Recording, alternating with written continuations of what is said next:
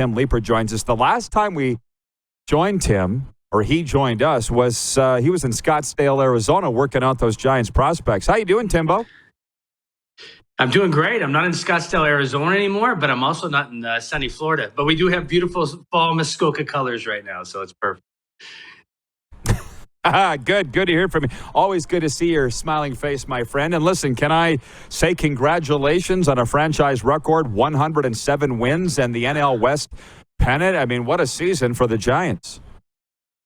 Well, it's been absolutely crazy. I mean, it's one of those dream seasons that like everything that could go right did go right. I mean, they prepared for it.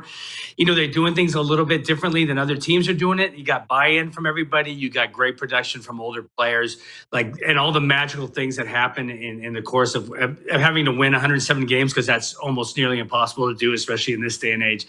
It's been magical, and hopefully it continues into the playoffs. It'll be great. It's been great to watch all year. It should be fun to watch in the postseason too. Well, by the way, Tim, we got a lot of new viewers since I've been down here in South Florida. They've been checking it out. So a lot of our recurring guests are new to the folks that are watching our show here. Tim was the first base coach for many years with the Toronto Blue Jays when they put up pennants in the Rogers Center 2015 and 2016. And listen, I thought of you when the Giants clinched on Sunday because I know how good it feels, right? Can you tell our viewers what your role is with the San Francisco Giants, by the way? Because this was year one, correct? This is year 2, but COVID year doesn't really count. So unless you count Zoom calls, which we were all tired of. But it was great. But I'm the outfield and base running coordinator for their minor league system. So that's my job. Right. So when they got the pennant, I was like, yes, for Tim, because you must have been feeling the exact same way. When you join a club like that, it's just nice to have success right away. Pretty much ensures job security for everybody. It also in the big leagues when you win in the big leagues, it takes all the pressure off the minor league guys because they think they all did a great job. But it's such a great feeling, and to be a part of something that's winning, and it is. I hate to use the C word, but it is a culture. You know, we all feel in the minor leagues. We pull for these guys every day. We have relationships with them. I mean, it's awesome to see. I can remember going through it, and obviously with the Blue Jays back in 2015. I can remember that night that we wrapped it up, and it was cold. It was raining. We played it. It was a doubleheader. We wrapped it up during the first game of a doubleheader. The coolest thing, it was Alex Anthopoulos, it was Tony LaCava, it was Perry Manassian, all these guys sitting in the stands, and it was all Blue Jay fans and the people congratulating them. And it was such a feeling at that time being on the field and having our front office sitting right behind us. Like we were all in this together. We went through it together, and now we're reaping the benefits of it.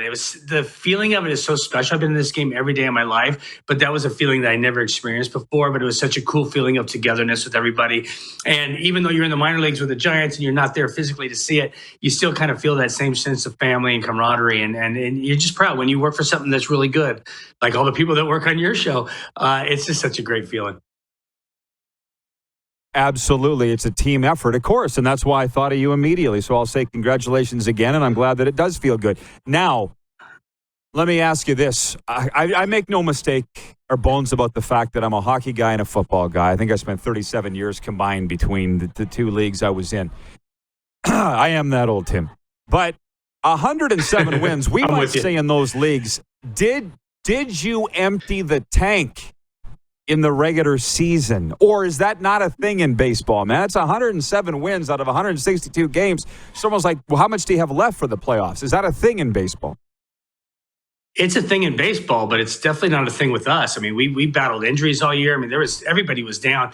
One thing we really went on is load management. I mean, Buster Posey was hot as could be, but we never rode him out and didn't play him every single day. And then his results as a result of that, like really were good. We had pitching injuries all year. It was the constant. It's the way we run our team. We kind of turn the game upside down in terms of like trying to get matchups and trying to win games early and trying to do those things that you usually wait till the 7th, 8th, or 9th inning to do. You know, the one thing the Giants done is do it early in the game. So it's really kind of interesting. And we were able to like survive downtime from Alex Wood, Kevin Gausman. You know, Webb was down for a while. I'm sorry, Jake McGee was down for a while. It's just been great. So it's been a total team effort. It's been a total organization effort because not only did they use the 26 guys in the big leagues, they really used their AAA team. They rotated guys in and out. And I think the one thing they do more religiously than anybody is look for matchups as early as you possibly can. A lot of people shake their heads at it, but you can't argue with the success they've had this year. One thing that's kind of a byproduct of all this is the players always feel like they're everyday players. I mean, they may start 2-3 days a week. There's no really true bench play here. There's guys that play. So the result of that, or the kind of the byproduct is that, like we set a major league record for pinch hit home runs, but it's not from guys that sit for a week straight and then come in and hit off their closer. It's for guys that would probably start 2 or 3 days a week, and then they come in and they feel like they're an everyday player, and they're in a groove with their swing. So when they have these pinch hits, it doesn't seem real foreign to them. It's been pretty fascinating to watch, and it really changes the way you think about things. So you don't know who your opponent will be. As I said off the top here, you'll play the winner of the Dodgers-Cardinals meeting. You know them very well. You know the Dodgers better because you've been battling them all year to win that pennant. Would they finish with 106 wins too, right? Like, dumb question would be, who do you want to face? What's it going to be like sitting in that game Wednesday night? Wednesday night. It's I don't think it matters who you play. I mean, again, we won the season with the season series with the Dodgers. It's a playoff, so you just have to play well. You have to take care of business. The fact that it's a best of 5 is really scary. I really love the best of 7 more than the best of 5 because some fluky things can happen. But I think we played probably in probably the second best division of baseball, because if you look at the American League East and having 4 teams in the playoff hunt and 4 teams with 90 wins. The East is a beast, but even with the Padres, who had a really down year, came in with high expectations, it's a super competitive division. I mean, the only team that was really not great was the Diamondbacks, and even the Rockies that take a lot of heat for how bad they were, and they went through a GM change this year.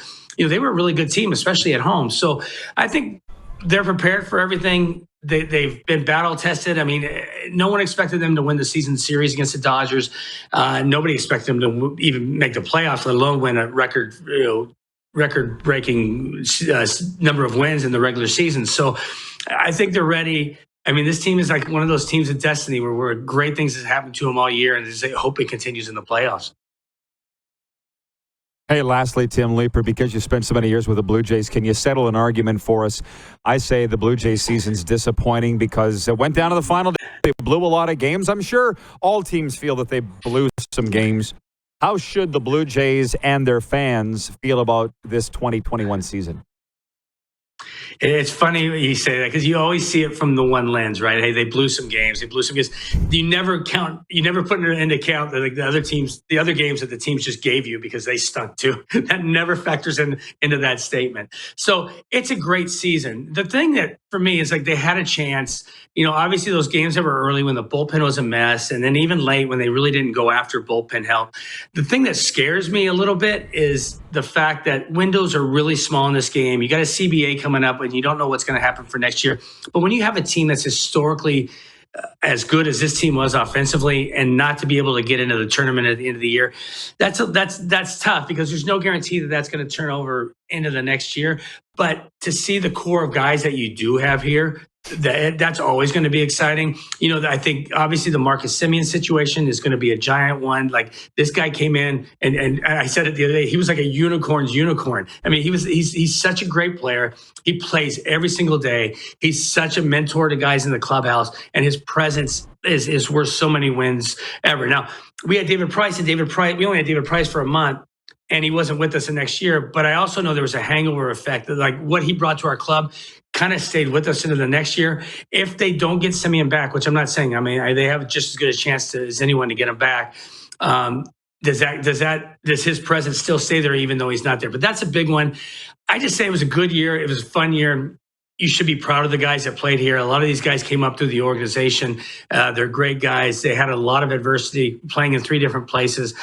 So it's kind of 2 things. Like man, it stinks that you didn't get there, but also you should be really proud of what they did. And one thing about all this, they show how much they love the city. The players show how much they love the city, show how much they love Canada. And as you go into next season, there's every reason in the world to be optimistic and be hopeful and be excited about what they're going to do.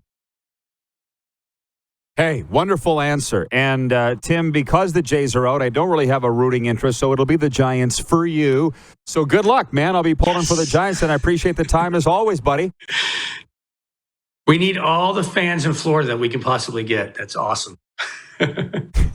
Yeah, exactly. Thanks, Tim. All right, enjoy the ball.